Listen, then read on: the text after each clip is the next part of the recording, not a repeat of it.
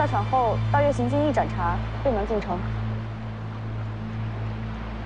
不走那边，那该怎么走？绕路，走西门。好。西门有什么特别？老黄就是从西边进的城。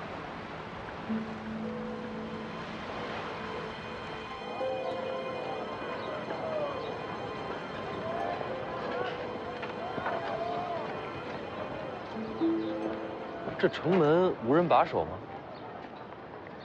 武帝城向来城门敞开，没有护城之军。王先知一人便胜义军之力。您看这画眼熟吗？这画这字都熟，这不是去龙虎山那个小和尚吗？也来武帝城了。龙虎山怎么是这风格？他这么在城墙上乱涂乱画，武帝城的人也不擦了。王先知不在乎这些，这事儿，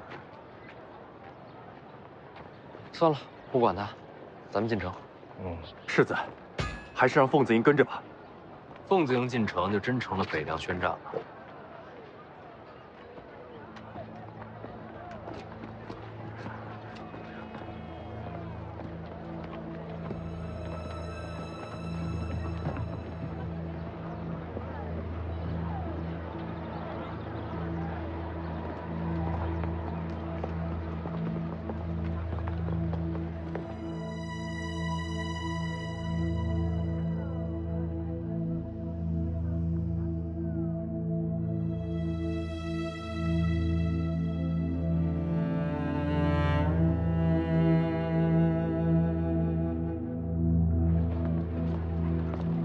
老黄就是一个人进的城。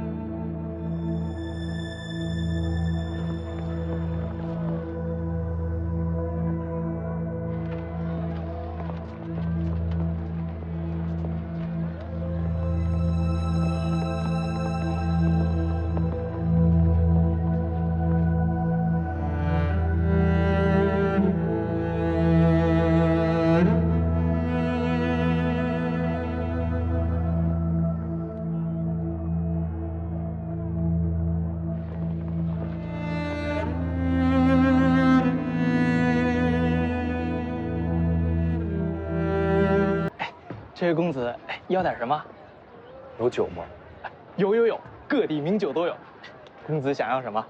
老黄当时喝的什么？什么老黄？干干瘦瘦的老头，背着个匣子，曾经在你这儿喝过酒。这，喝完酒之后，登上武帝城楼，和王先知交手那位。献酒皇，一招见酒6000里，震惊天下那位是吧？那您可算是找对地方。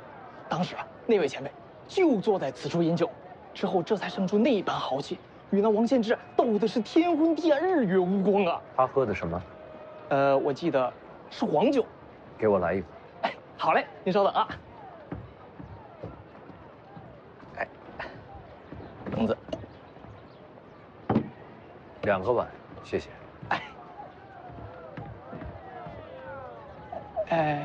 放在这儿。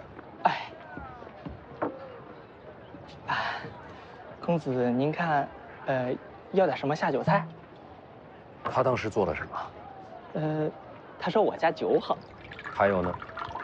之后这就没什么了。再想想。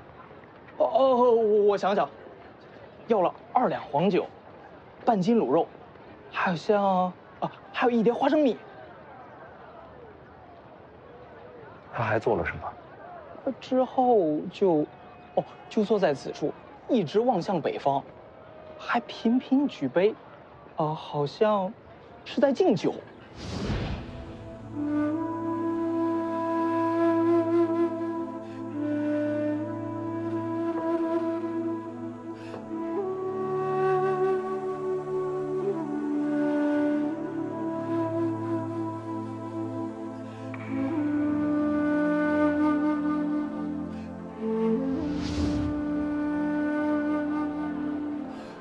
我陪你喝。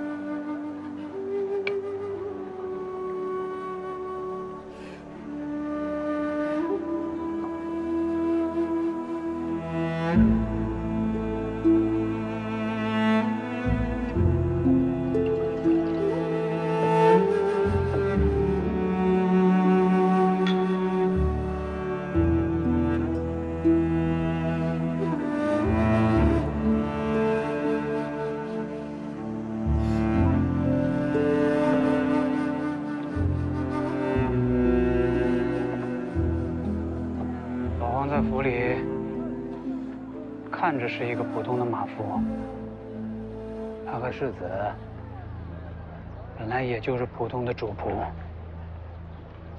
然后世子离开北凉，3年游历，这3年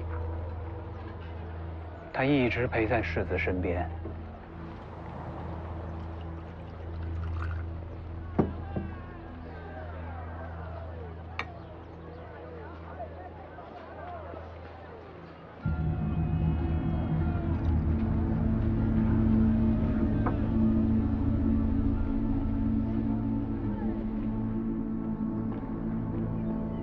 你全吃了？好撑啊！少爷，你去哪儿啊？少爷，学武不吃亏，学武不上当。慢点吃，都是你的。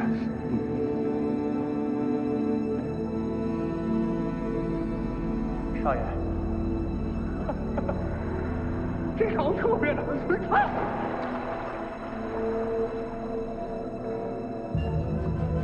老王。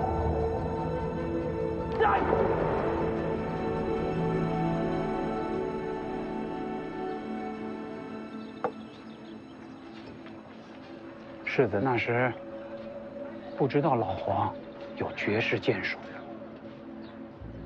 在世子的心里，剑九皇这个名字不重要，一直陪着他的是马夫老王。他是世子的同伴、友人，到最后也成了彼此的亲人。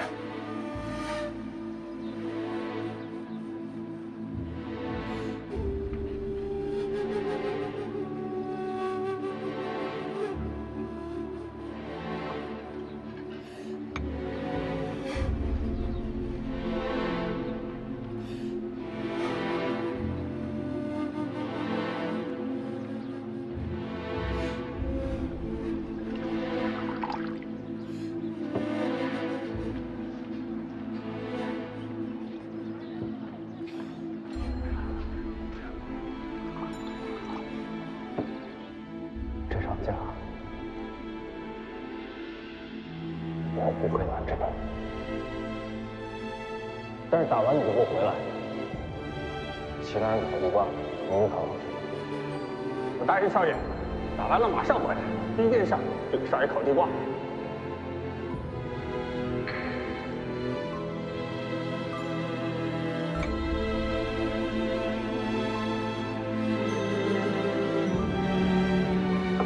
门牙都坏了，还这么爱吃花生，酒量也不好，2两花酒，让你喝了这么久。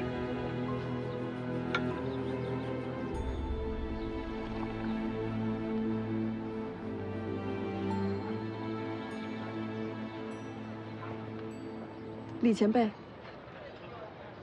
怎么？劳烦前辈进去陪他说说话吧。怎么是我啊？这时候能叫醒他的，恐怕只有前辈您了。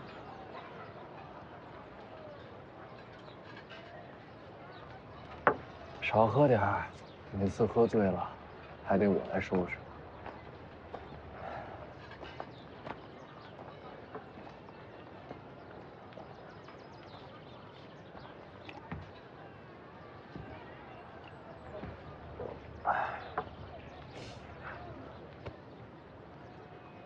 老黄走了。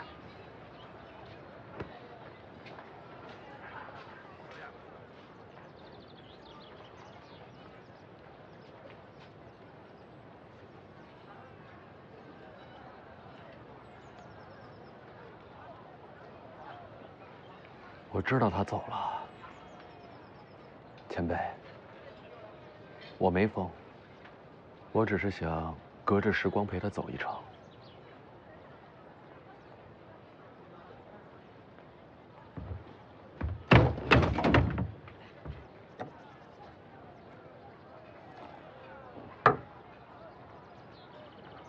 想拿回剑匣？想啊。你自己告诉他。告诉谁？这里是武帝城，还能告诉谁？见王先知，不是说要打上5楼之巅才能见他吗？这是他的规矩，又不是你的。是啊，这是他的规矩，又不是我的。你该怎么让他知道你来了？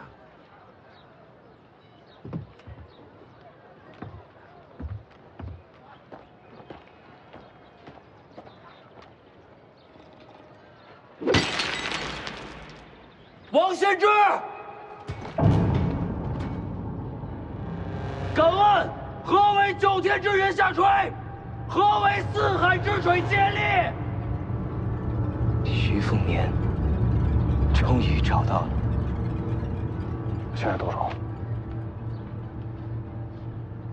再等等，等李成刚出剑。这就是你想对王先知说的话？9天之云，4海之水。徐凤年，你为什么要来武帝城？你如果怕了，就闭上嘴，逃出城，逃回北凉去。我不怕。别对我说。王先知，商言我不在乎你的规矩，今日我来就一定要取回剑匣。你要敢拦，商言我早晚把你揍成地瓜。地瓜？是说揍成地瓜吗？应该是。骂得好，有胆识，过瘾。你说什么？之前和老黄3年游历，吃的最多的就是田里顺来的地瓜。刚才边喊边想着这事儿，结果就给喊出来了。好多年没有听见武帝城有人这么说话了。这才是北凉之主的气魄。就怕王先知忍不了了。准备动手吧。我要谁愿一战？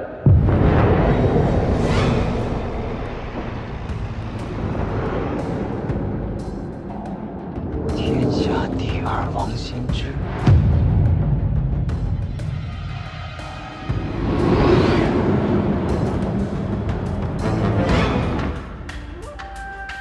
王先知，还能是谁？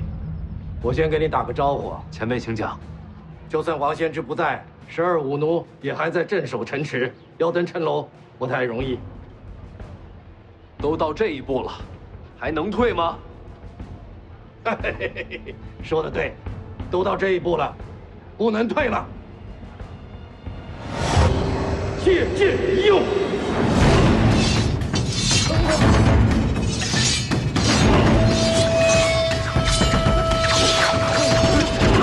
好一个李成刚！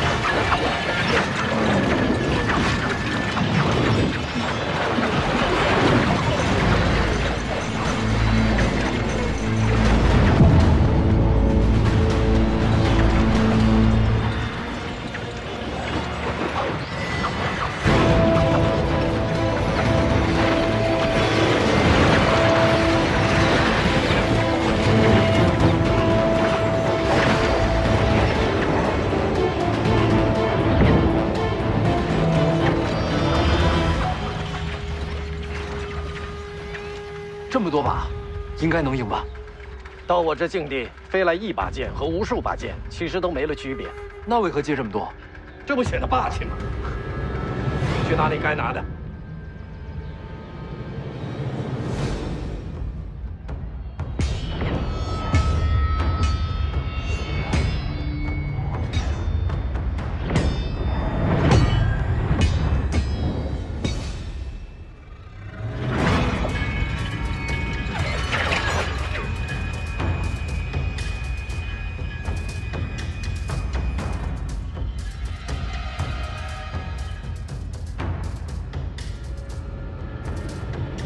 王献之、李淳罡来访东海，借着满城剑与你一战。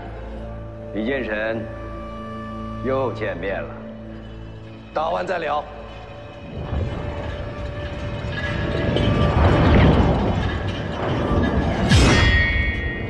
等等，不如出海一战。都行。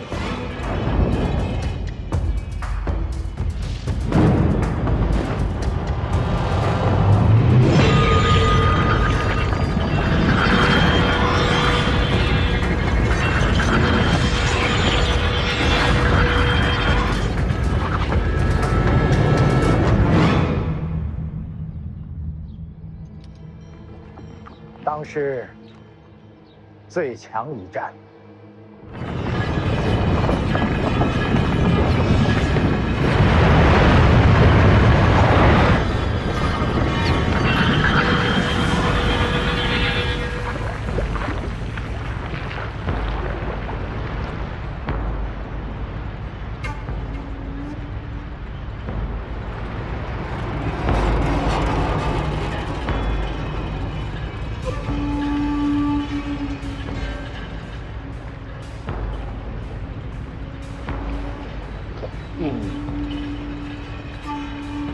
风景不错，就这儿了。可惜，这么多剑，少条胳膊没事。春秋不同啊，可惜了。没什么可惜，别说少条胳膊，手脚没了，我李淳罡一样不怕打架。这话说的不太吉利，这句收回行不行？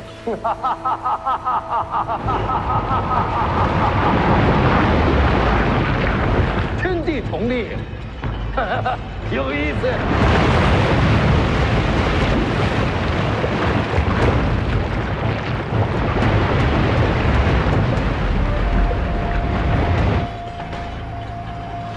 请出手。且看我一剑破之。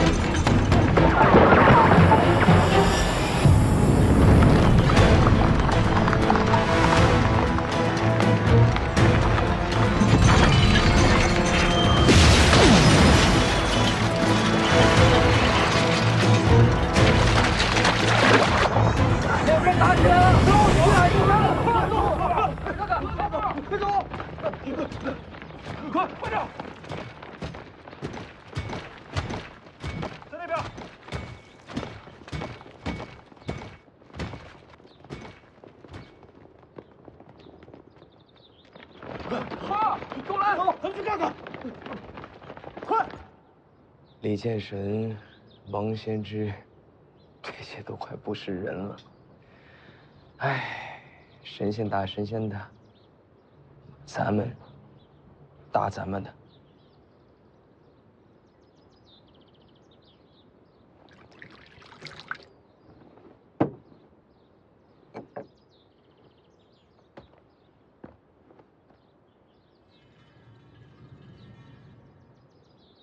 好活儿，当上。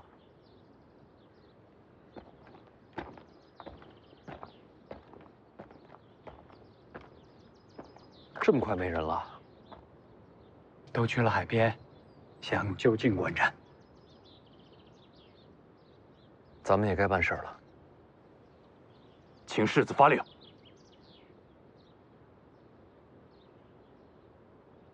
大哥，我们要去取剑匣子了，挺危险的，要不你别去了。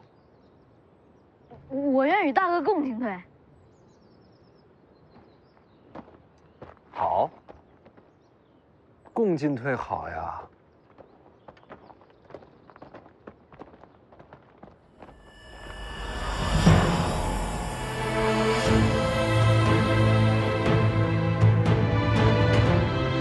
徐凤年，你终于出现了。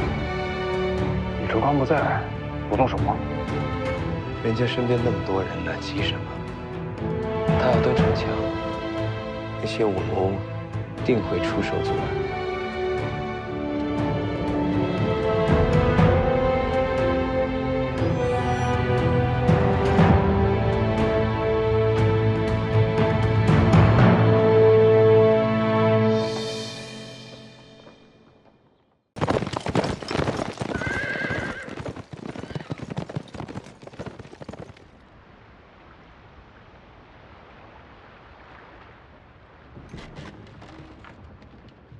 前辈来了，稍等。轩辕家的信鸽，快到武帝城了，总要做些准备。前辈想看也无妨。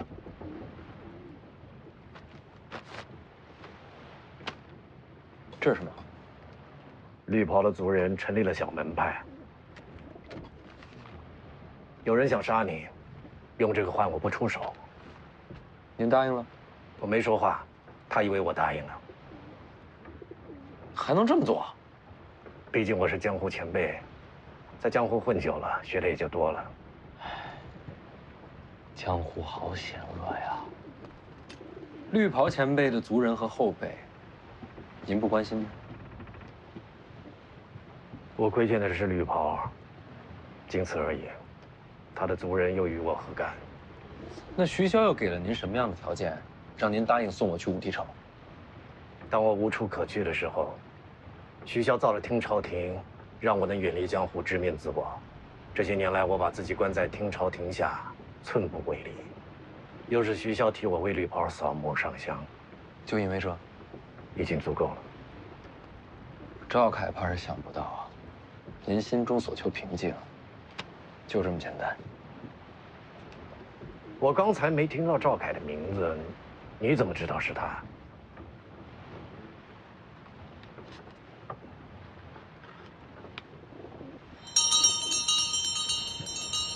你知道是赵凯要杀你？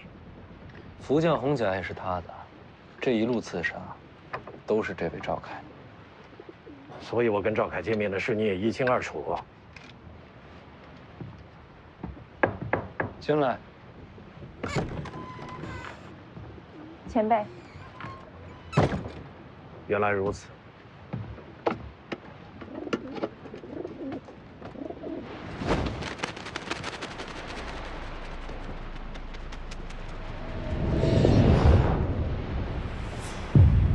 青瑶姐姐有鸽子，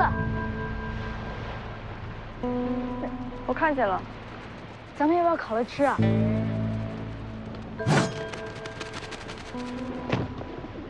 你要的鸽子。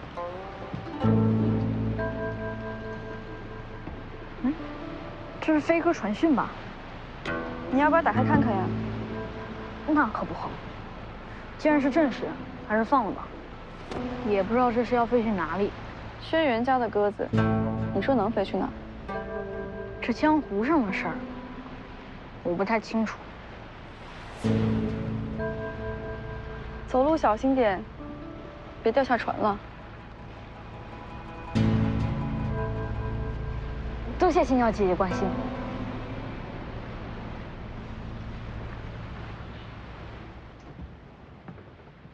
赵凯怎么收买你的？回前辈，他答应给我白帝抱不绝，这不就是你想要的吗？确实想要，但我更想活着得到他。如果帮他害了世子，北凉铁骑会追我到天涯海角的。你怕徐骁？也怕质子。哎，我说你让我见赵凯，算是试探我？不是，这一路走来，是我欠您的，您不欠我的。所以，无论您之后做什么决定，我都欣然接受。那我如果答应赵凯让他杀你呢？他要杀我，本就该我自己接着。还是那句话，您不欠我的。我也不是这个世界的中心，凭什么人人都帮我，人人都救我？还挺会说话的。肺腑之言。你先出去，把两袖青蛇各一件开天门使来看看，让我瞧瞧你有多笨。在这儿。有我在，你还怕传漏了？快点。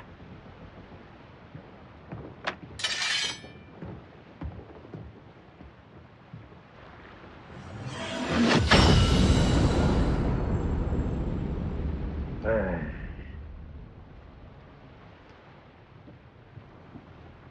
出什么问题了？见招一塌糊涂。惭愧。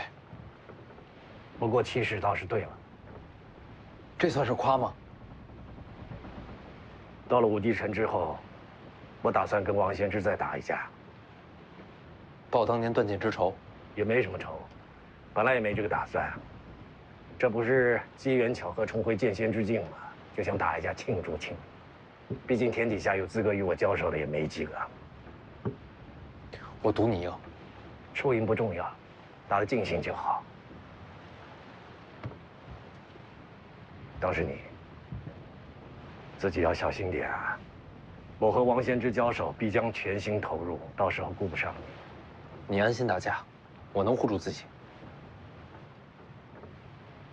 如果我出了什么意外，你帮我把两袖青蛇和一剑开天门传下去。别这么晦气！我这一身什么都没留下，就留下这剑术和剑意。本来以为找不到传人了，可偏偏老了，又遇到了你和江妮。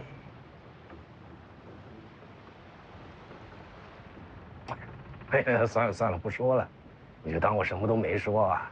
我这剑士传不传也不重要了。时光飞逝，等再过个10年100年的，我这破剑士谁会在乎？我来传剑。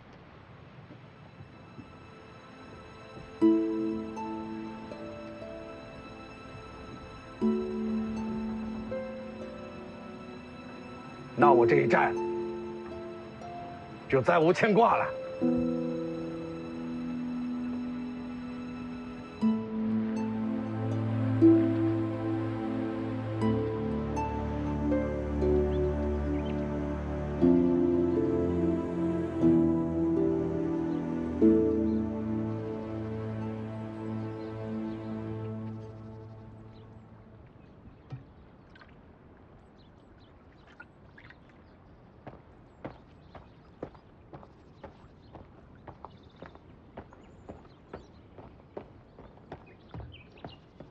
有信鸽归赵，哪来的？是北凉世子那艘船。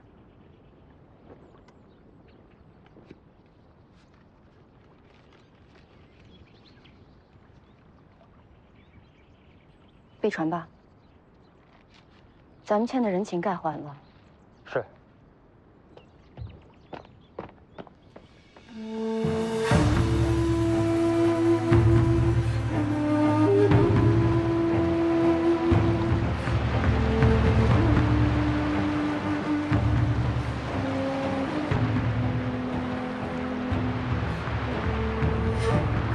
卸江入海，这一路行程终于到了终点。是啊，这就是武帝城。那上面是什么？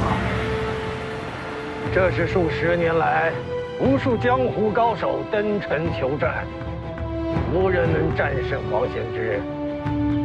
这城墙之上，便是败者留下的兵刃。老黄的剑匣就在那儿。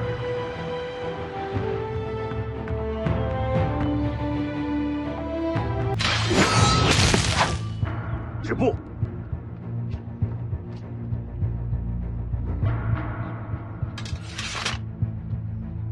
我家老黄落了东西在上边，我只取一样，其余不碰。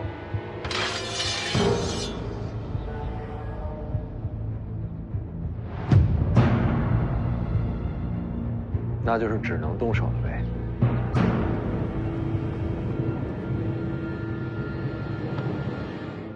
要跟这几位打架，你咋办？我与大哥一起冲杀。好，真是好兄弟。想等打起来讲道是吧？大哥，你说什么？我说我答应你。既然你要为大哥冲阵，自然要成全我兄弟这一腔血勇。大哥，你干嘛呀？大哥，我还是个孩子。且看我家兄弟冲上！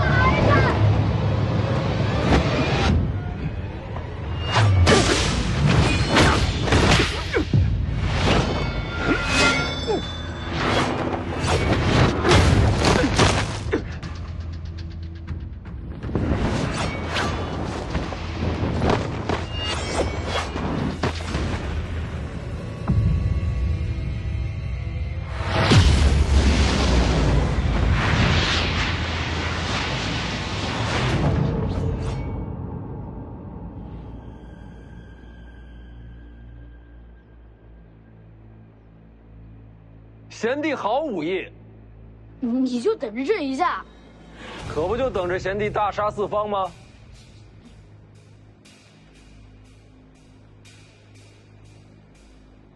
其实我并非徐凤年手下。说得对，诸位手下留情啊！大哥，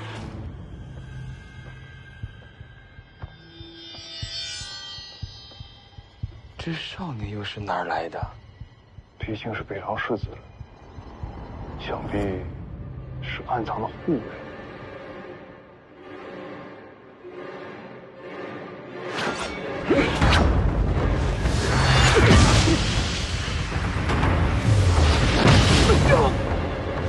真是藏得够深的，直到此刻才用出来。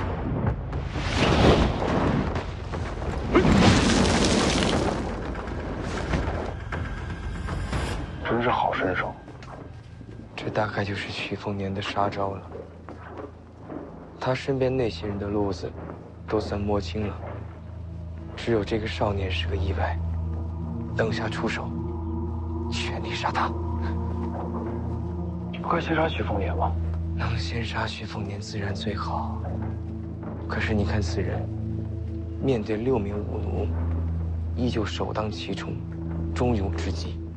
要杀徐凤年，此人定会挺身而出。再等等。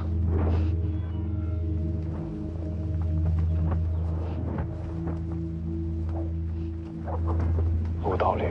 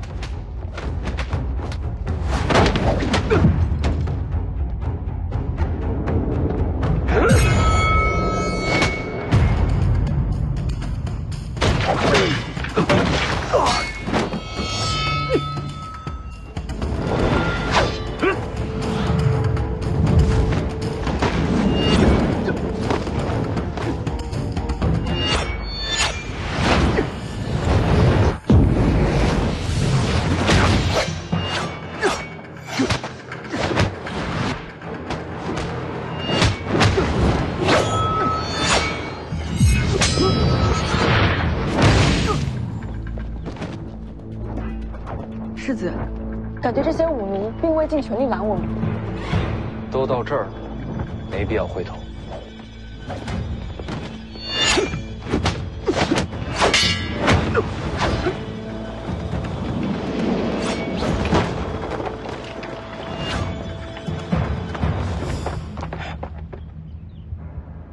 机会来了。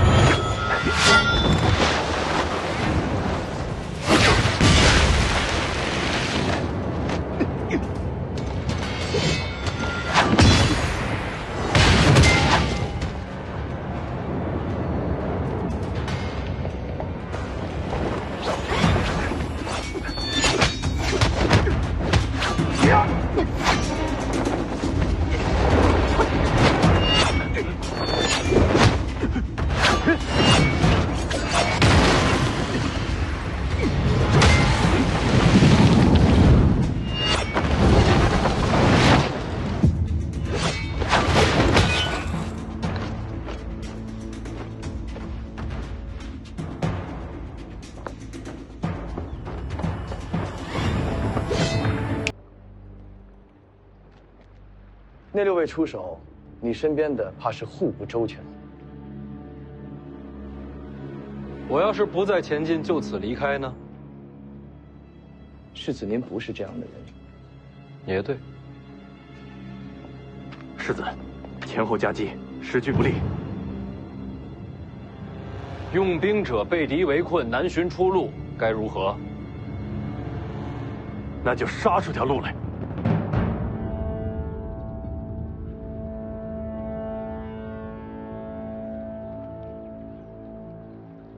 对，杀出条路来。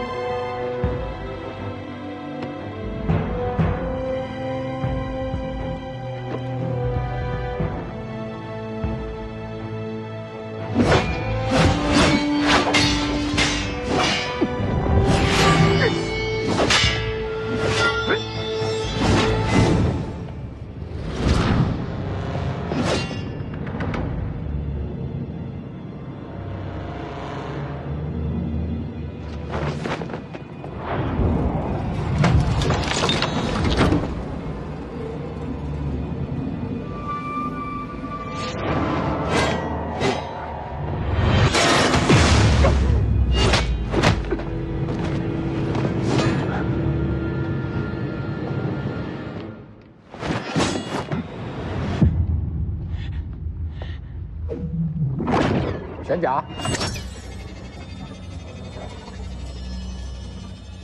青梅、卓玛、春水、朝露、桃花，起！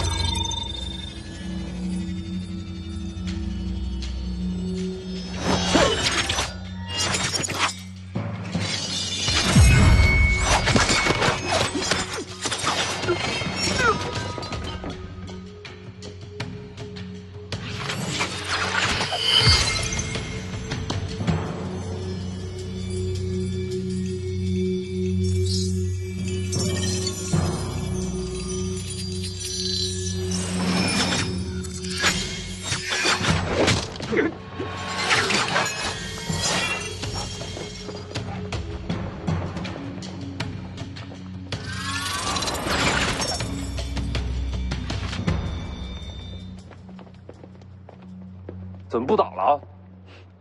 那一位既然出手，拦不拦的，也就没意义了。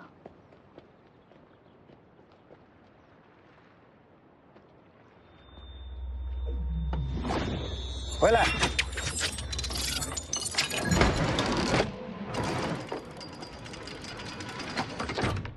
多谢前辈一箭之恩。多谢前辈6剑之恩，敢问前辈可是桃花剑神？我是邓太阿。这份恩情，徐凤年记着，将来再报。不是你报，是我报恩。徐凤年，你娘是我远房的表姐，这也能攀上亲戚？带头的是真好。当年我在吴家剑中练剑之时，你娘对我有一饭之恩，有救命之恩，有授业之恩，这恩情太大，怎能不还？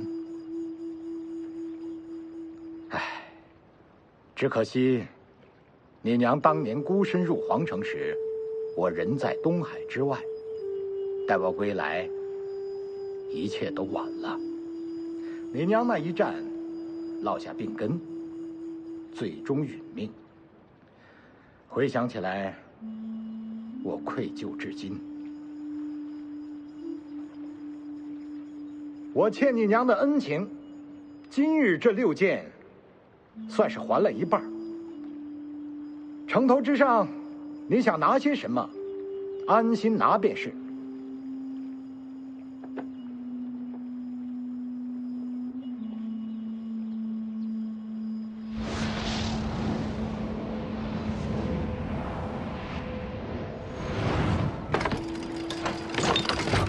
这12柄飞剑，也算是追随邓某一生，今日赠于世子。这飞剑杀人之术，全在此匣之中，能不能够领悟得到，就全靠世子你自己了。这剩下的一半恩情，至此报完。世子，从此你我互不相欠。多谢。世子先把飞剑收了吧，回头收。桃花剑神的飞剑术，武林里的无上绝学啊！我知道，谁让我眼光浅呢？这时候，那个剑匣才是天下第一重要。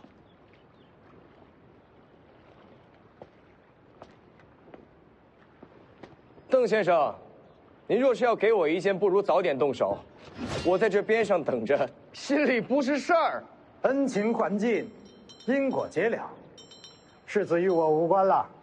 那我若是等会儿对徐凤年出手，您不出剑，我的剑已经送人了。邓先生这般身份，定是一言九鼎。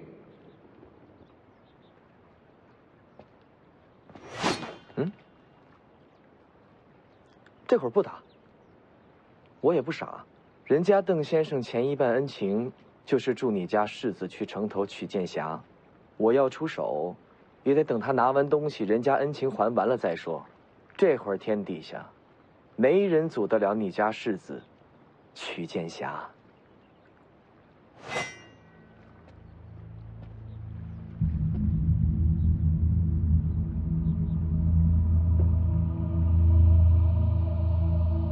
这是你的。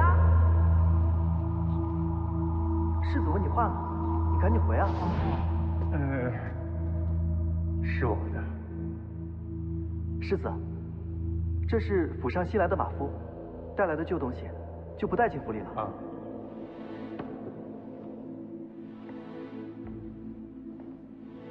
这东西你带着多久了？带着很久了。这是你的就是你的，拿着。可以不要。我娘说了，陪着你的是缘分，也是情分，人和物都是如此。其实我也不太懂这句话，反正别乱扔旧东西，将来想要了哪儿找呀？哎。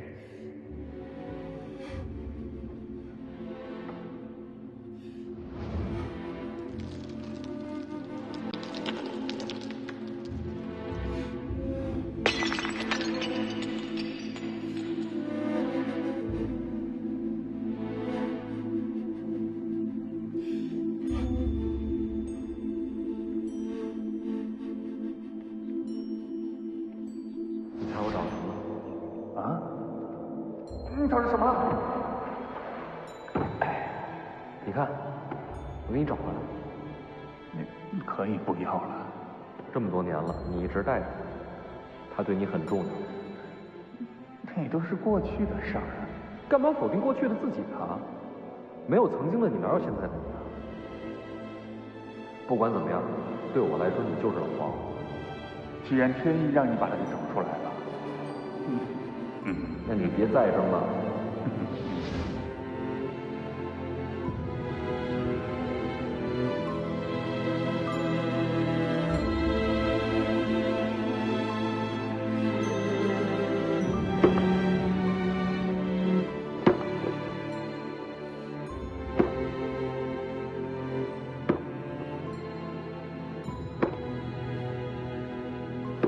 你姓什么？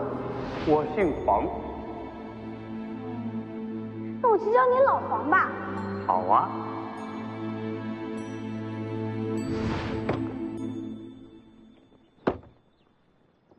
老狗，老狗，天下没有断。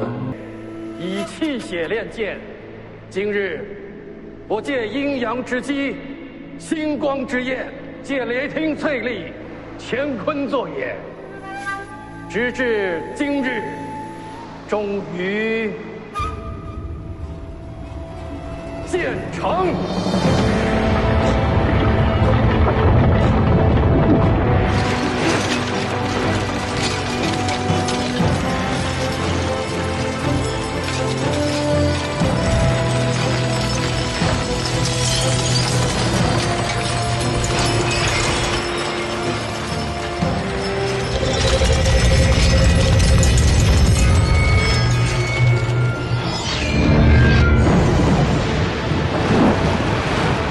一切开天门。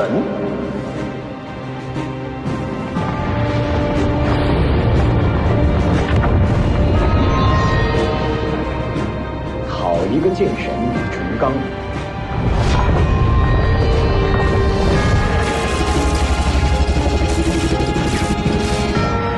好剑！李淳罡此剑开得天门，杀得你王仙之否？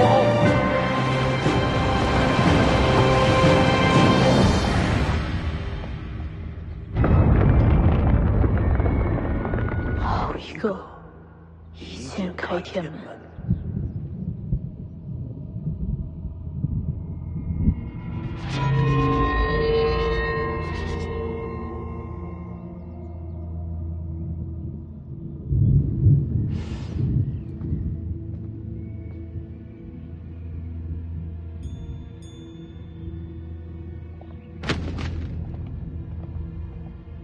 小师叔，又去偷菜了。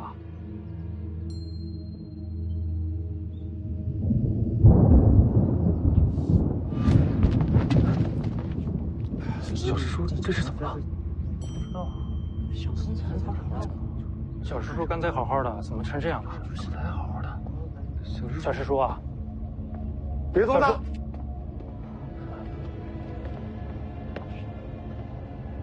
怎么回事？小师叔方才呆立在这儿，望着天边，突然就成这样了。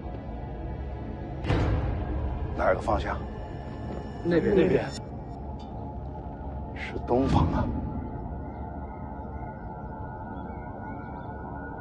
就地给他搭个棚子。然后呢？然后什么都不需要做，等他自己醒来。东方发生了什么，能叫醒了你？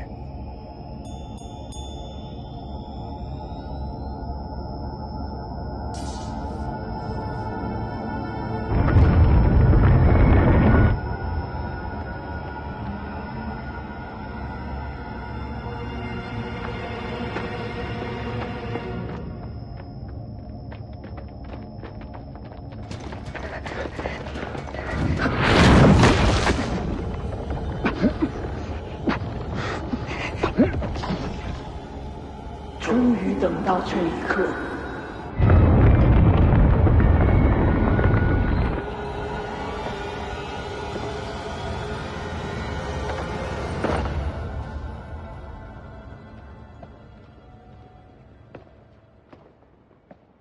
就没见过这么打架的。真是开眼界了。你说，他们还是人吗？是。哦。王先知我不清楚，李剑神绝对还是人。剑侠取回来了，那我可以继续动手了吗？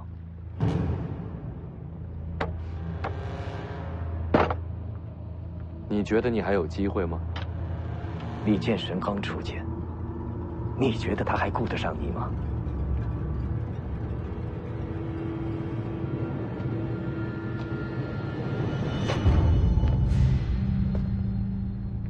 还有个人藏在这里。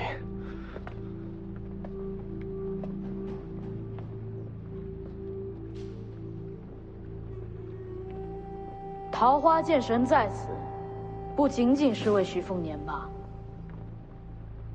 见过赵老天师。你认得我？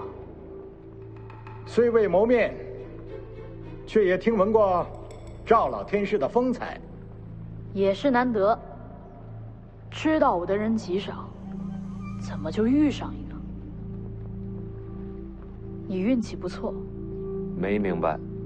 李淳刚和王先知动手之后，我就能杀你了。可偏偏新湖内，感受到武帝城外有绝世高手，便想着再等等。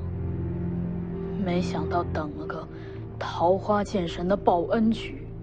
方才阁下与武奴动手时，藏了手段，闹着玩玩，何必较真呢？敢问阁下的身份是？被认出来就不瞒了。贫道龙虎山赵宣素。宣字辈，世子，宣字辈可比当今的龙虎掌门还高了2倍。眼前这位，怕是已经活了2个古稀。猜到阁下要对我动手，但没想到辈分这么高，也是难为赵老神仙了。这几日还要管我叫大哥，我都不在乎，你在乎什么？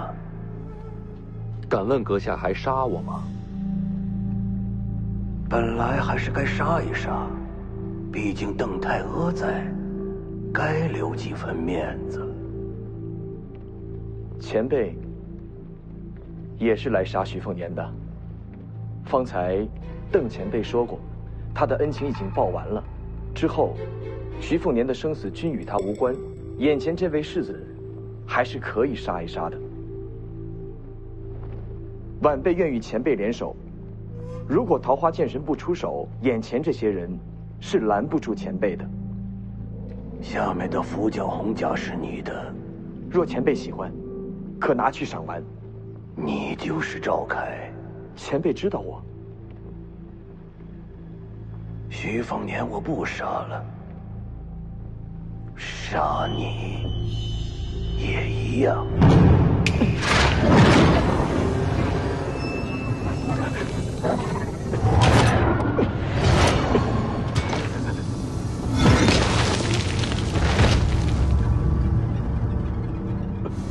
一具傀儡也想破局？晚辈要是说错话做错事，愿向前辈谢罪。徐凤年是大乱之因，你也一样。龙虎山既受皇恩，今日就取你性命还份恩情吧。这是疯了！你救他，赵老神仙手下留情，他一路都在杀你。能不能说一下，救我这事儿，你怎么想的？你的绝路不该在这儿，还不走？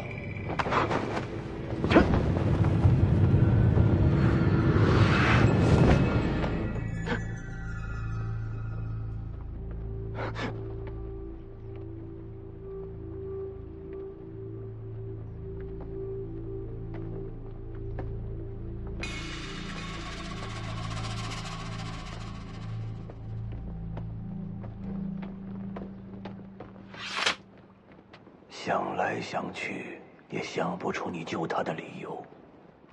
按常理来说，你应该是疯了。有可能，可我知道，你小子心思极深。你救他，必定是有一个极其重要的原因在。给赵老神仙赔罪。现在的年轻人真是越来越了不得。要不是邓太阿在，我真该杀了你。还请赵老神仙手下留情，放过那2位。反正将来都是你自己的结束。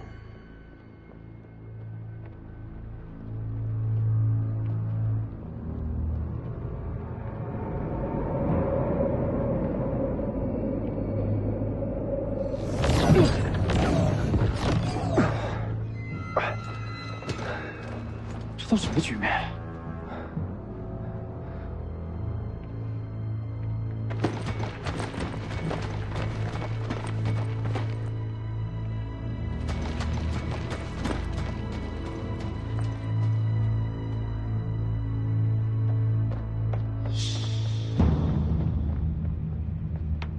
多谢老神仙。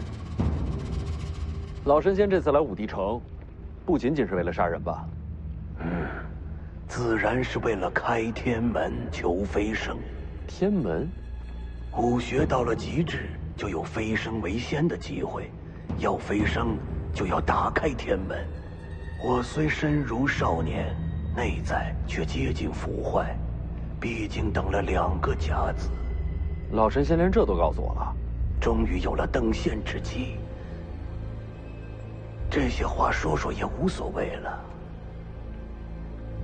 天门重开，是因为李剑神与王仙之一战，怕也只有这2个人交手，天门才会重开。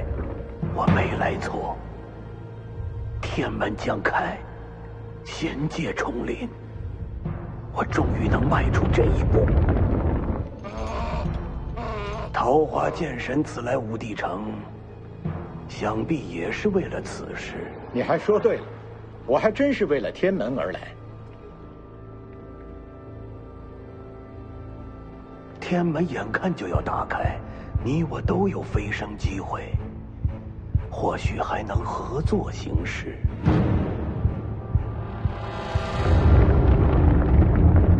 这2人全力交锋了。